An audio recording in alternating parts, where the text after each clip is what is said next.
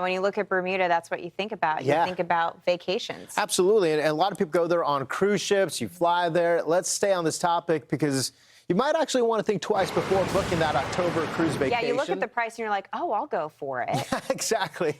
Well, this is the time you could be dealing with tropical systems, as we've been talking about. So we've seen this with Imelda and Umberto. Carnival, by the way, says 8 ships this year had to change itineraries. Yeah, I'm guessing Aaron probably has added onto the list. So let's bring in an expert here. Carnival weather contributor and meteorologist Amy Sweezey is joining us this morning. Amy, good to see you. You know, all of our storms this season thus far have been Atlantic storms. So I'm interested to hear right off the top, how has Carnival really embraced this hurricane season and what types of changes have you already had to make? Hi, guys. Good morning. Thank you, first of all, for asking me to be here today. Yeah, so the thing about Carnival that's one of the unique things about Carnival is they have a fleet operations center that's located in Miami, and it is operated 24/7 with staff who are constantly monitoring weather. So not just during hurricane season, but the first thing they think about whenever anybody steps in the room at the fleet operations center is the weather. Even in the sunny days, even in the quiet days, anytime, the most important thing when it comes to cruising is making sure that they're sailing in the safest waters possible. So it's really not just hurricane season that they're, obviously they're extra vigilant, but they are vigilant about the weather all of the time and in constant communication with the ships and the entire fleet. Yeah, I think about even nor'easters and whatnot. Amy, I wanted to ask you, when you look at areas that the National Hurricane Center tags possible development, what do you do at that point? Because if you got a ship in that area, do you kind of avoid that location? Do you redirect? The way Carnival works is the folks that are in the Fleet Operations Center and then the captains on the ship, the entire onboard team, they're in constant communication with each other.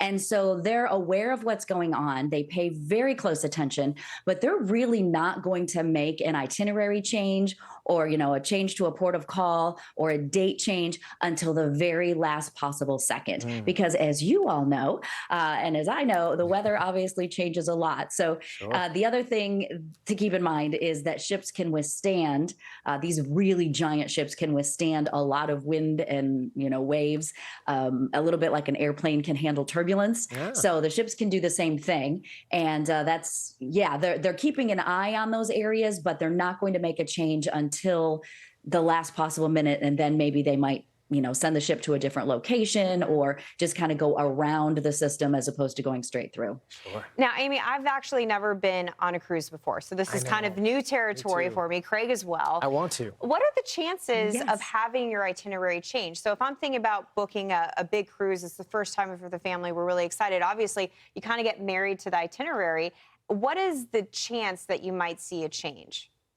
Yeah, exactly. And I think during hurricane season, that's the biggest thing is you have to stay flexible. You have to know that if you're going to get that really good deal, as you mentioned at the beginning, at a certain time, that the goal is to keep you in the safest waters possible. So not even hurricane season, but even at other times. Craig, you mentioned the nor'easters, anytime there's a weather system, yes, the ship has that option to make sure that the ship sails in the safe waters and keeps the guests safe.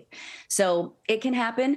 We always recommend that you get travel insurance no matter what kind of travel you're doing, just in case something happens with your cruise. But it's pretty rare, very rare that an entire cruise is canceled. It's really more, instead of going to Grand Turk today, we're going to go to Bimini instead.